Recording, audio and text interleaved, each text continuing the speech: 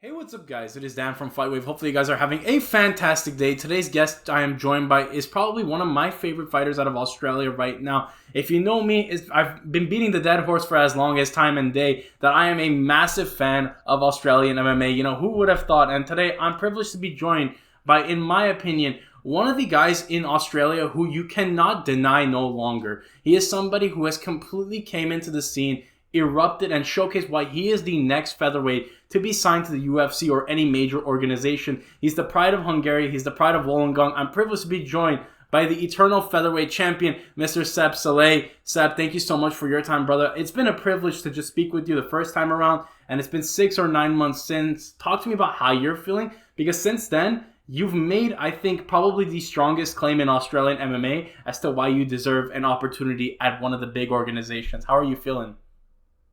First, thank you for the introduction. That's very nice, man. I'm happy to be back on. It's been a while, and I'm very happy. Everything's been really good. Can't complain. I'm really happy. I'm in a good position where I'm at the moment, and I'm really looking forward to what's next. That's my next big thing now. Just what's next, that next level.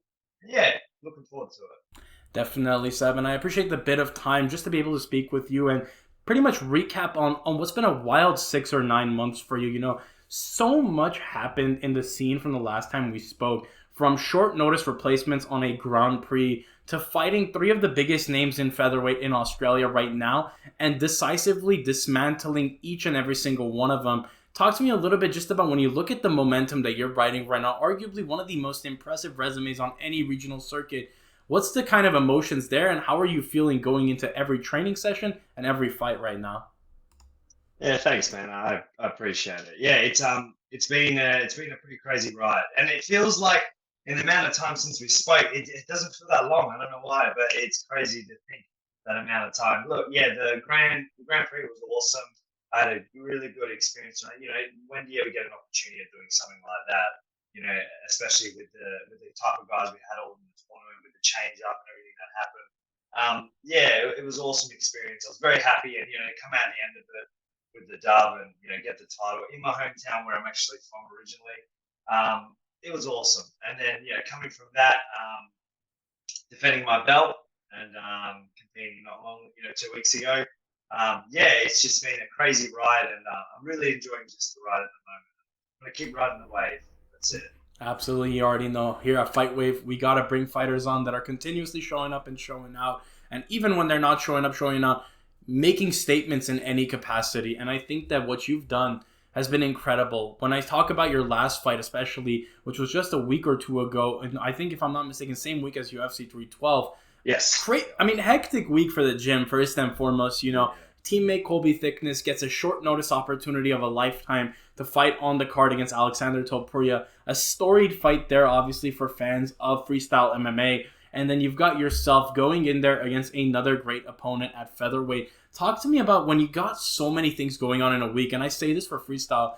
When we talk about gyms that go in waves in terms of just crazy stuff happening, freestyle MMA's got to be on the top of the list. When you guys are continuously shaking up the scene, something happens. There's like 3 or 4 fighters in the limbo of something. You know, just a couple of months back, we had Jared and Justin with the whole, George Mangos going over to Hex and fighting there, and Sam Kakembo, that whole situation unfolding. And then now we have you, fighting for the belt, and Colby short notice opportunity. So it feels like this has kind of become not necessarily the norm, but it's become something you guys welcome, something you're comfortable with. So talk to me kind of about the emotions of the entire fight week and just being able to share that week with Colby on what was another special weekend for the team. Yeah, when Colby kind of that came out of nowhere, it was a bit of like when it did happen, we hit a bit of the rumblings, and that Cody hadn't put it out, and he may get the opportunity. And when he did get the opportunity, it made it more exciting, Especially I'm fighting on the same week as him. I was fighting the day before, he was fighting the day after me. It just made it exciting, and it made it also, that pathway is like, hey, it can happen like any time like that. And it was really exciting to just see that and watch Colby compete. And for myself that week, you could see the buzz. It helped me. The buzz was like, okay, this is awesome. And like you said with freestyle, where it's like that. A lot of us guys, we take opportunities when it is there. We're always ready. We're ready to go. We're ready to fight, no matter what. And even myself that week, I was ready just in case if someone pulled out a featherweight in UFC. I got told information, hey, maybe someone was out, you can maybe jump in as well. So, you just don't know things. You get these opportunities come like with Colby. It was awesome to see, and myself preparing for the week. It was hectic, but again, I just kept my objective, my vision, what I needed to do, what was in front of me. And it was, again, just another cool experience. You just got to enjoy it as it is, man. That's what I'm doing. I'm just taking it as and enjoying the ride. Absolutely. And I think one thing that stood out to me was this fight, I kind of got some bits and pieces of it to watch. Obviously, stateside, the times are a little bit mixed up or give or take sometimes with these Australian fights, but I try my best. And the fight, I thought it was a shutout by you. I thought it was an incredible performance, but it was a little bit of a surprise for me to see the split decision kind of scorecard. I thought definitely, You're not the only one. Yeah, I would imagine so. But I thought it was an incredible performance first and foremost. But on top of that, a little bit of a surprise there. So when you look at kind of the decision as it was read out, I know for you, you've already spoken with Joel Rasmussen about it a little bit on his interview with you. But just to kind of recap for the audience at home, what were some of the emotions in that moment? You've got multiple UFC executives in attendance. What was kind of the emotions after that? And almost in a way being taken, a little bit of the fight, kind of the glamour being taken with kind of the decision that was read. Yeah, when the fight was happening, I thought, I was like, okay, I definitely got this in the bag. No problem. I was like, this is my fight, easy. But when I started hearing the judges' scorecard, and I went, and you know what it's like with fights, you never know. Judging, you're just like, and I heard it, and I was just like, oh shit. I was like, come on, surely I'm not going to get stung this bad. I was like, it was just, it was a moment for a second where I was like, oh man, this better not go the way I think it is. And look, hearing a split decision, not the best, but the community around me, everyone, and I mean everyone, I had messages from everyone going, not a split, everyone. And even the Hunter Campbell, UFC were there. He gave us a standing ovation. I don't even think he even, particularly when he stood up, he gave so much praise to the fight and everything. And, he said really nice things to me after the fight. I think in everyone's eyes, they could see, they know what the fight was. Regardless of what was read out, everyone kind of knew what the way it went, So in the end, it was hearing that, not the best, but the response I've been hearing after, really good. Definitely. I think the overwhelming majority was in favor of just you having an incredible performance. And like you mentioned, Hunter Campbell, one of the guys, and keep, I think, pieces to the UFC just over there in attendance, had nothing but incredible things to say to you. And as a fighter looking in the UFC from the outside in any major organization, to get praise from someone like Hunter Campbell, it's no shortage of something. Awesome. And just a testament that you're in the right direction. An opportunity or two, you might be in the UFC your very next fight or fight after that. So when you talk about the conversation and the exchange, can you kind of just tell us a little bit, not maybe into details if you don't want to, but kind of the extent of what was said and just kind of the emotions after hearing that praise from somebody in a position so high up in one of the world's best, if not the world's best organization? Yeah, especially going to that fight, I knew that there's someone's going to be there, UFC executives or who was going to be there. And then I went in that fight to go for the kill. Even earlier in the fight, I wanted to really make a statement and stamp on it. And I was close to getting to finish multiple times, but Taser was like, he was a tough guy, man. Like he took some shots there, like he was really, especially body shot. I thought he was done, and I really wanted that finish, so I was a bit like, I didn't get the finish, so was this enough from my point of view? But then I thought about it a bit more after, and the praise and everything, and I was like, no, they were very happy with it as well. I was like, you know what, my stocks still go up. And look, he said to me, it was like an incredible fight, and they got my eye on me, and we'll keep in contact, we'll see what happens. And that was enough for me to be like, all right, man, we're off to the races, I'm ready. So just to hear that from him and getting standing ovation, and that's a testament to my opponent as well. He put up a tough fight, so we both got fight of the night. So look, we both came in game. He wanted it, I wanted it, and we delivered that night, both of us. So it was a really good fight, and I'm very happy with the response.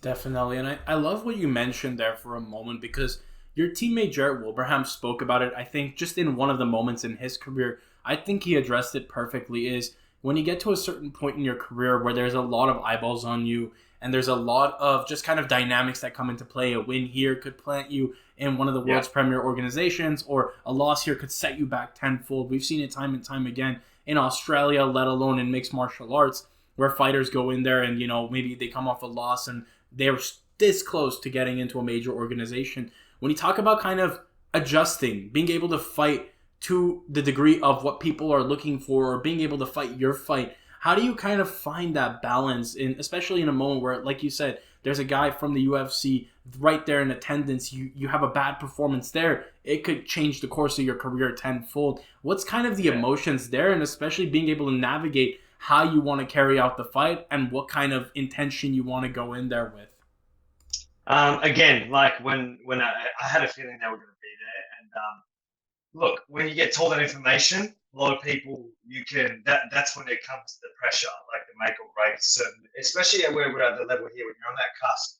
Like for me particularly, I couldn't let the pressure get to me, because I was like, I've been here before, I've experienced certain type of pressure, I know how to deal with it. And for me, it was just going there and doing what I do, and I know what they're looking for, and I wanted to give them that, and I wanted to show them that I'm the next guy, and that regardless of whatever happens, I'll go in there and I'll make a statement that you can count on me, that I'm going to be going there, and I'm going to show that I'm that guy to perform at that level and under that pressure where I can bring that game. So again, just going in there and following what I do what I do. That's a lot of time when it comes out of me. Do what I do, and what's meant to be, meant to be. I worked hard, I bust my ass off, and I know the results will come. So I'm confident in that sense. So yeah, it's just believing in yourself, having that confidence. Definitely. And it's that kind of mentality that's carried you to the top of the Australian MMA. I think just if you're talking about the short list of guys that should make it to a major organization, it's hard not to have your name in the mix. There's like 4 or 5 guys right now, I think, that could realistically get a call up at any point in time. And Seb Szalay is one of those guys. And just on top of that, it feels like with this fight against Hazard, you've pretty much cleaned out the division, with the exception of one other fighter, of course, in the form of George Mangos, who, had things gone the way that they'd gone in the tournament, you would have faced him. Is that a fight that you would love to get if, given the fight with, I think it's Ethan Thomas, if that fight happens and George is still on the regional scene, is that a fight you would like to get at any capacity, given the story of the Grand Prix that led up to kind of George going over to Hex? Yeah, look, I would love to fight George. It would be a great fight. Again, we were meant to fight. Me and him were meant to fight. I said this in the interview. I have nothing but respect for George. He made a decision when the tournament happened, and he went to Hex. I stayed at Eternal. I was willing. I didn't go anywhere. I stayed there. I wanted to fight him. And I remember I told you I wanted to take that oath. That was originally what I wanted to do. He went running. And he talked a little bit online and certain things like that. He was doing a bit of talking and this and that. He went there. He went running. He didn't want to fight. All right. So I would love to fight him. We'll see what happens. Regardless, again, with promotions, Eternal and Hex, it's hard because you got promotion to me to go jump there, him to jump here. Look, you never know what can happen. We could fight. It'll end up maybe happening. Who knows? It'd be great to see. It'd be a great fight. I do have a lot of respect for George. He is a great fighter. But, I know a lot of people want to see that fight as well. So we'll see what happens. Anything can happen at this rate. We're the 2 number 1 guys, and I think a lot of people do want to see it. But, we'll just see what happens. But definitely, it would be great to fight. Definitely. And it feels like with that fight, kind of, in a way, being the only real option from a skill level, having the competition that you fought. I mean, looking at the resume, you've got Dan Jones on there, Gabriel Schlupp, you've got Dim Skillies, and then you've got, of course, Tazar Malone. Hell of a resume to have, at this stage in your career. It's just probably, like I said, when you talk about the featherweight rankings in Australia, homegrown guys that train in Australia who are the best of the best in Australia, having cleaned out pretty much state by state the best in every state, it's a testament in and of itself. And I think with that record and the praise that you've gotten, it's hard not to recognize you as an elite talent, and especially in Hungary. I know you're very proud of your Hungarian heritage and roots. We spoke about it briefly off air, about kind of the recognition you've gotten. But how is that, just seeing that fan base kind of grow in favor of you, being able to carry them and Australia in such pride? What's that kind of meant to you in the moment, and just being able to continue to represent Hungary? Yeah, it's awesome, especially after my title fight. I got a lot of messages and praise from actual MMA and media outlets in Hungary, and they were talking about it. They were saying I'm a prospect coming through, another Hungarian on the channel scene, which a lot of, actually I didn't really know, a lot of the Hungarian MMA outlets, they know Eternal for bringing out like Jack Della, certain individuals. So they said, you got a Hungarian guy who's come up, who's got the title now, like, keep an eye on him. And I had a lot of messages from people, and it's, you know, it's just great to get that response and that feedback, especially from where I'm from, and all the people, you know, all my family, everyone like that, you know, to represent where I'm from is a big thing to me. And yeah, I'm very happy that, and I want to keep that growing. That's for sure. You know, especially me being, I think in the UFC, I don't even know many Hungarians that were in the UFC. So it'd be great to be one of those guys, if one, or I don't know if there's been any, to represent the Hungarian flag in the UFC. That'd be awesome. And just to have that experience and have that would be really cool. Definitely. And I guess I got to ask you, on to piggyback off of that, is there any chance for maybe any Hungarian fans watching this that we see you go to Hungary and maybe do a seminar at a gym there, or for anyone? Hey, you can never rule it out, but that would be incredible. That would be awesome. Yeah, I would love to. That's the thing. Like when I do get the chance to go back to home, because I mean, it's been a while since, especially since COVID. I haven't been back to Hungary a long time now. It'd be good to go back and like sort something out like that, do some training over there. It'd be awesome, because there's a guy, I think he doesn't live in Hungary, Adam Borax. He fights at PFL. He's a Hungarian, represents Hungarian.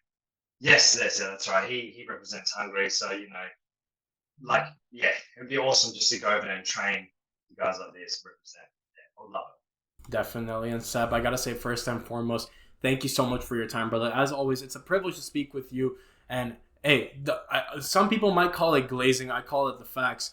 You know, I think, truly speaking, when you see a guy like you, of your skill set, not the loudest guy in the room, but one of the hardest workers in the room, somebody who's gone out there and lets the results speak for themselves, it's not hard not to commend the work ethic. And of course, right now, kicking off 2025 with an incredible start with a win at Eternal 92, there's so much more, I think, in this year for you. You talk about maybe one more and a Contender Series shot or outright UFC opportunity. What's kind of the thought process for you as this year goes out, some goals you might have, and what would be your message to the supporters at home?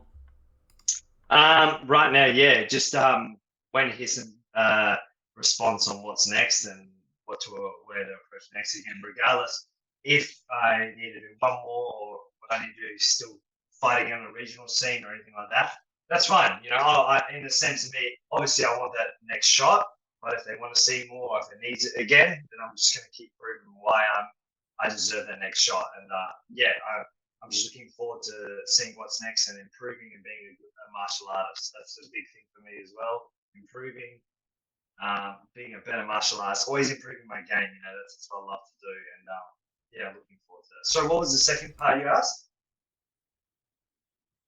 Again, all my supporters, my sponsors, everyone.